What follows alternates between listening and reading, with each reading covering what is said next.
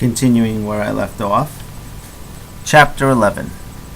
The Rostovs' pecuniary affairs had not improved during the 2 years they had spent in the country. Though Nikolai Rostov had kept firmly to his intention, and was still serving in an obscure regiment and spending comparatively little, the scale of life at Otradon and Matenka's management of affairs in particular was such that debts inevitably increased every year.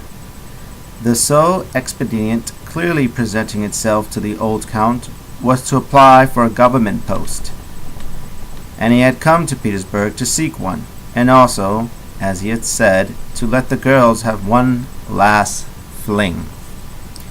Soon after the Rostovs' arrival in Petersburg, Berg proposed to Vera and was accepted. Though in Moscow the Rostovs belonged to the best society without themselves giving it a thought, in Petersburg their circle of acquaintances was a mixed and ambiguous one.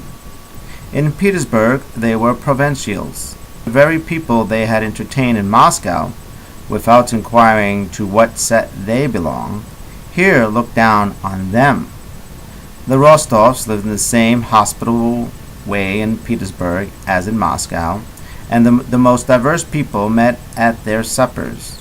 Country neighbors from Otrano, impoverished old squires with their daughters, Persakaya, a lady-in-waiting at court, Pierre Busakov, and the son of the district postmaster who was in office in Petersburg. Among the men who very soon became frequent visitors at the Rostovs' house in Petersburg was Boris, Pierre, whom the old count had met in the street and dragged home with him, and Berg, who spent whole days at the Rostovs and paid the elder of the young Countess Vera every attention a young man can pay when he intends to propose. Not in vain had Berg shown everyone his right hand, wounded at the Battle of Austerlitz, and affected to hold his quite useless sword in his left. He related the episode so persistently, and with so important an air that everyone had become to believe in the expediency and merits of the feat, and Berg had received 2 decorations for Austerlitz. In the Finnish War he had also managed to distinguish himself. He had picked up a fragment of a grenade that had killed an adjutant standing near the commander-in-chief, and had taken it to his commander. Again, as at Austerlitz, he recounted this incident at such length and such indefatigably that everyone ended by believing that it had been necessary to do this too. And the Finnish War brought him 2 more decorations. In 1809 he was a captain in the Guards, wearing his decorations and holding some special, lucrative post in Petersburg. Though there were some skeptics who smiled when Berg's merits were mentioned, it could not be denied that he was a punctilious, brave officer, on excellent terms with his superiors, a discreet, upright young man with a brilliant career before him and an assured position in society.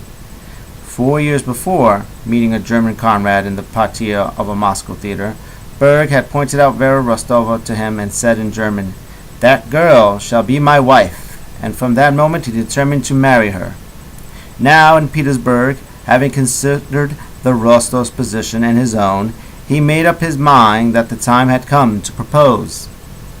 Berg's proposal was received with a hesitation by no means flattering to him. It seemed strange at first that the son of an obscure Latvian gentleman should propose to a Countess Rostova. His chief characteristic, however, was such a naive and good-natured egoism that the Rostovs unconsciously came to think it would be a good thing, since he himself was so firmly convinced that it was indeed a very good thing. Moreover, the Rostovs' affairs were in a ruinous state, as the suitor could not be aware, and above all, Vera was now 24, had been taken everywhere, and despite the fact that she was undeniably pretty and sensible, no one up to now had proposed to her, so they gave their consent. "You see," Berg said to his comrade, whom he called his friend, only because he knew that everyone has friends, "you see, I have taken everything into consideration. and I should not marry if I had not thought it out all out, or if it were in any way unsuitable. But as things are now, my papa and mamma are provided for. I have obtained that lease for them in the Baltic provinces, and we can live on my pay in Petersburg. With her little fortune and my careful habits, we'll get along nicely. I am not marrying for money. I consider that ignoble. But a wife should bring her share and a husband his. I have my position in the service. She has connections and some means. And that's something these days, isn't it? But the main thing is, she's beautiful, an estimable girl, and she loves me. Berg blushed and smiled. And I love her, because she has a sensible character, and she's very nice. The other sister now, though they are of the same family, is quite different. Not a very pleasant character, and not of the same intelligence. She is so, not pleasant. But my fiancé, well, you'll be coming to. He was about to say to dine, but on a second thought said to tea, and quickly curling his tongue, blew a little smoke ring that perfectly embodied his dream of happiness. The first feeling of doubt arose in the parents by Berg's proposal was followed by the festivity and the rejoicing customary in a family on such occasions, but the rejoicing was superficial and not sincere. A certain awkwardness and constraint could be detected in the feelings of the relations. It was as if they were ashamed of not having loved Vera sufficiently and of being so ready to get her off their hands. The old count was the most disturbed over this. He would probably have been unable to say what caused his anxiety, but his financial difficulties were at the root of the matter. He had absolutely no idea what he had, what his debts amounted to, or what dowry he could give Vera. When his daughters were born, he had signed to each of them, as a marriage portion, an estate with 300 serfs. But one of these estates had already been sold. The other was mortgaged, and the interest was so much in arrears that it would have to be sold, so to give this estate to Vera was impossible. Nor was there any money. Berg had already been engaged more than a month, and it was only a week before the wedding, but the count was still unable to come to a decision about the dowry, nor had he spoken of it to his wife. At one moment he considered giving Vera the Ryazan estate. Then he thought of selling a forest or of raising money on a promissory note. A few days before the wedding, Berg entered the count's study early one morning, and with a pleasant smile respectfully asked his future father-in-law to let him know what Vera's dowry would be. The count was so disconcerted by this long-foreseen inquiry that without thinking he said the first thing that came into his head. "I like your being businesslike about it. I like it. You will be quite satisfied." And patting Berg on the shoulder, he got up, hoping to cut short the conversation. But Berg, with a bland smile, explained that if he did not know for certain how much Vera would have, and did not receive at least part of the dowry in advance, he would oblige to renounce the marriage. Because, consider, Count, if I were to allow myself to marry now without having definite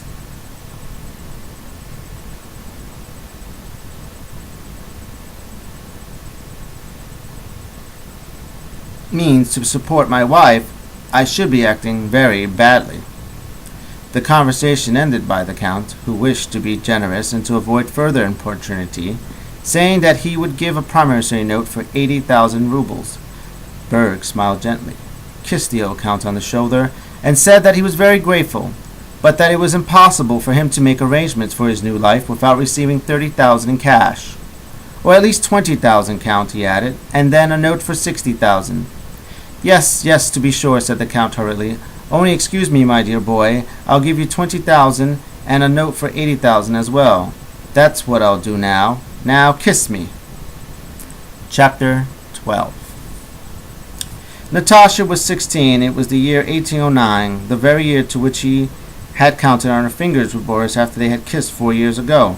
If he happened to be mentioned when she was with Sonia or her mother, she would speak quite freely of all that had gone before, as of some childish nonsense not worth talking about and long forgotten. But in the secret depths of her soul, the question whether her engagement to him was a jest or a solemn, binding promise tormented her. Boris had not seen Rostov since leaving Moscow in 1805 to go into the army.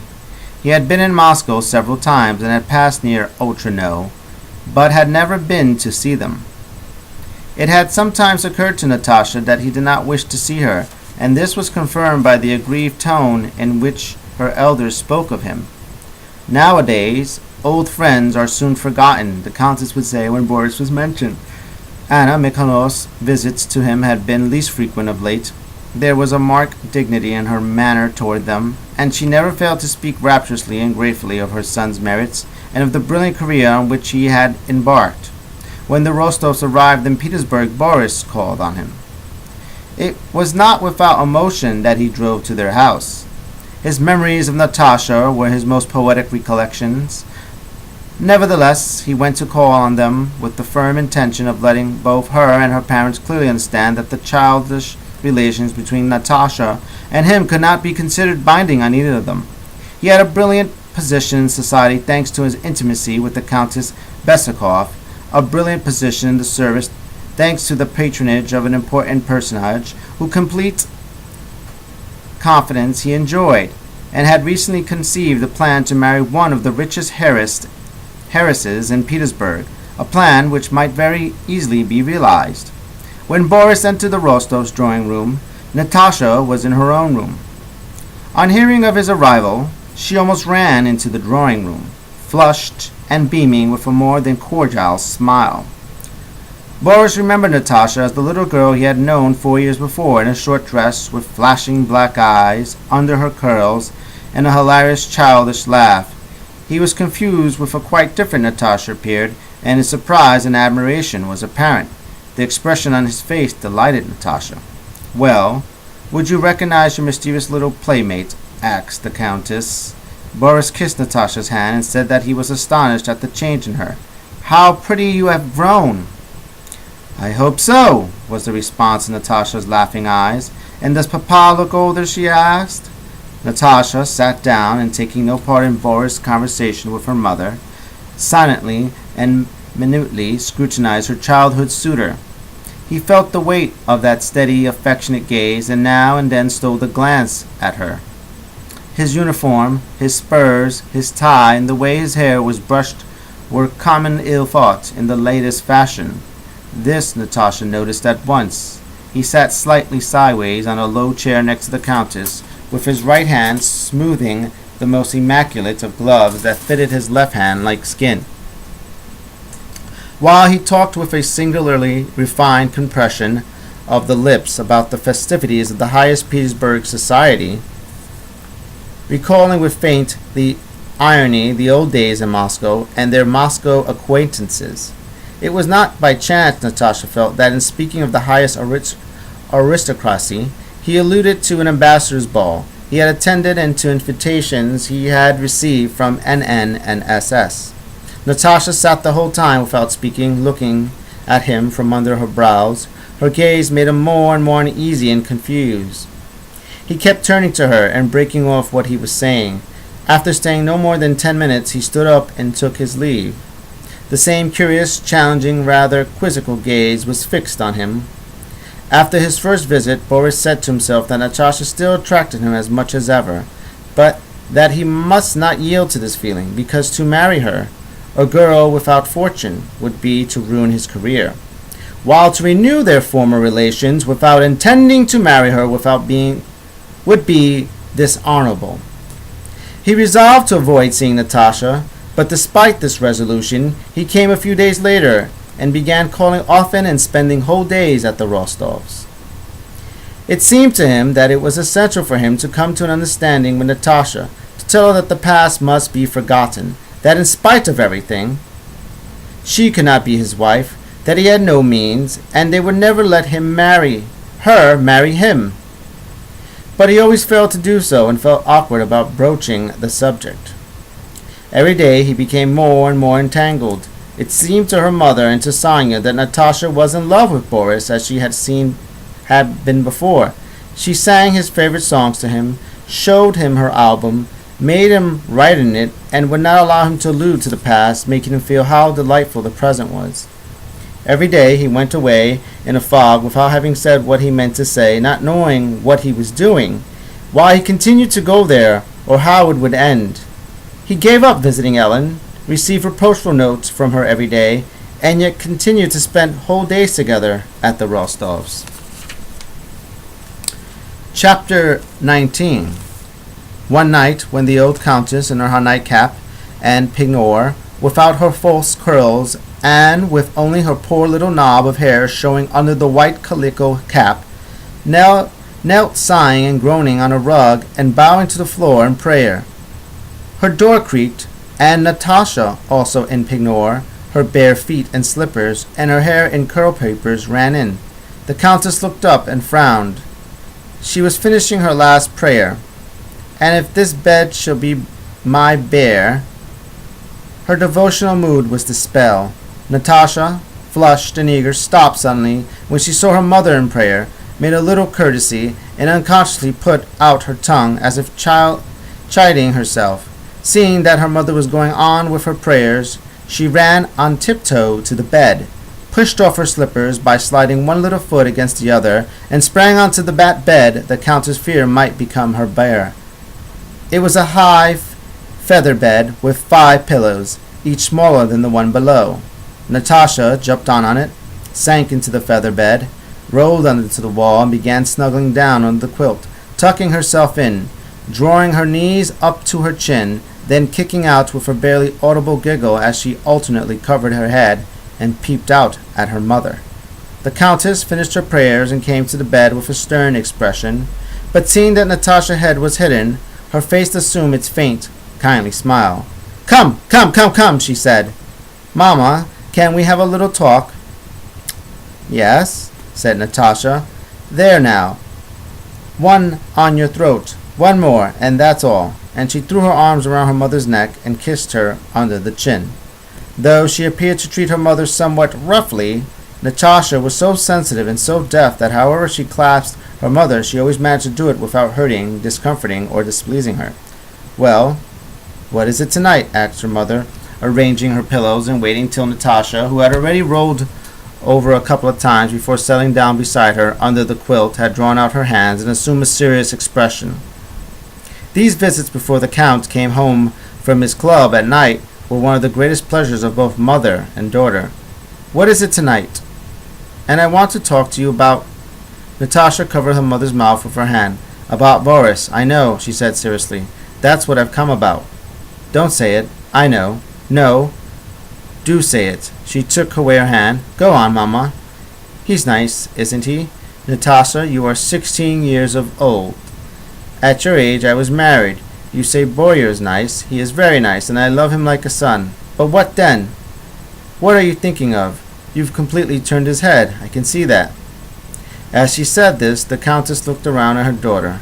Natasha lay staring straight before her at one of the mahogany sphinxes carved in the corners of the bedstead, so that the countess only saw her daughter's face in profile.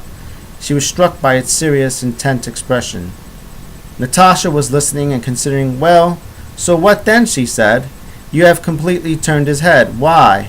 What do you want of him? You know you can't marry him." "Why not?" asked Natasha without changing her position. "Because he is young, because he is poor, because he is a relation, and because you really don't really love him." "How do you know?" "I know. It's not right, little one." "But if I want to," said Natasha. "Stop talking nonsense," said the countess. "But if I want to..." "Natasha, I am serious." Natasha did not let her finish. She drew the countess's large hand to her, kissed the back of it, then the palm, then turned it over again and began kissing first one knuckle, then the space between the knuckles, then the next knuckle, whispering, "January, February, March, April, May. Speak, Mamma. Why don't you say something? Speak!" she said, looking up at her mother, who was gazing tenderly at her, and in her contemplation had apparently forgotten what she meant to say. "It won't do, little one. Not everyone will understand this friendship that goes back to your childhood. Seeing him on such intimate terms with you may injure you in the eyes of other young men who come to the house, but what is more important, you are tormenting him for nothing. He could have found a suitable match by now, some rich girl, instead of which he's half out of his mind." "Out of his mind," Natasha repeated. "I'll tell you something that happened to me. I had a cousin." "I know, Kirill Matrovich. But he's so old, isn't he?" "He wasn't always old. But here's what I'll do, Natasha. I'll have a talk with Borya. He mustn't come here so often." "Why not, if he wants to?" "Because I know it can lead to anything. It can't lead to anything." "How do you know?" "No, Mama. Don't say anything to him. Don't you dare talk to him." "What nonsense!" said Natasha in a tone of someone being deprived of his property. "All right. I won't marry him. But let him come if he enjoys it, and I enjoy it." Natasha glanced at her mother with a smile. "Not to worry, but just to go on as we are." "What do you mean, my pet?" "As we are.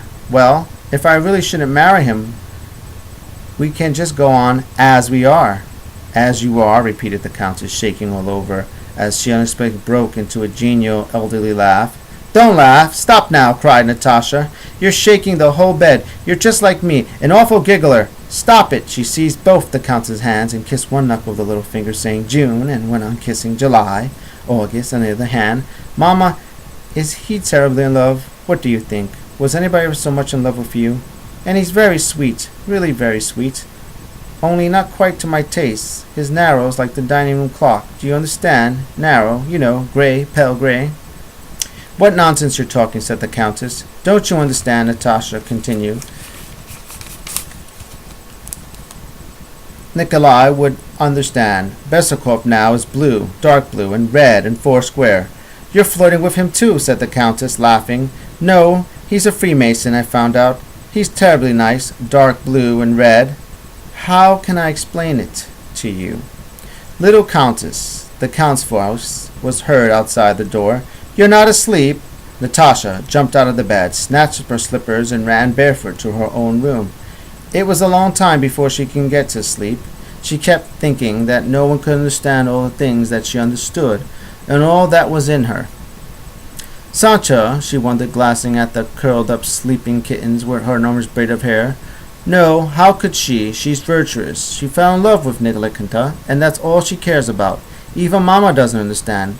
It's amazing how clever I am, and how charming she is," she went on, speaking to herself in the third person, and imagining that it was some very intelligent, the very most intelligent and best of men who was saying this about her. "She has everything, everything," continued this man. "She is extraordinarily intelligent, charming, and then she is pretty, remarkably pretty and graceful. She swims and rides splendidly, and what a voice! One can really say a marvelous voice." She hummed her favorite passage from a Cherubini opera, and flung herself into the bed, laughing with delight at the thought that she would instantly fall asleep. She called Dunyasha to put out the candle, and before the maid was out of the room, had passed into that other, still happier world of dreams, where everything was as smooth and lovely as in reality, and even more so because it was different. Next day the Countess sent for Boris and had a talk with him, and from that day he gave up visiting the Rostovs. And I'm going to leave it off there. Thank you so much for continuing to watch. If you're still watching, please give it a thumbs up or a thumbs down. Subscribe or leave a comment below, or just do nothing and keep viewing, and I'm going to go to the next chapter. So I'll see you in the next video. Bye.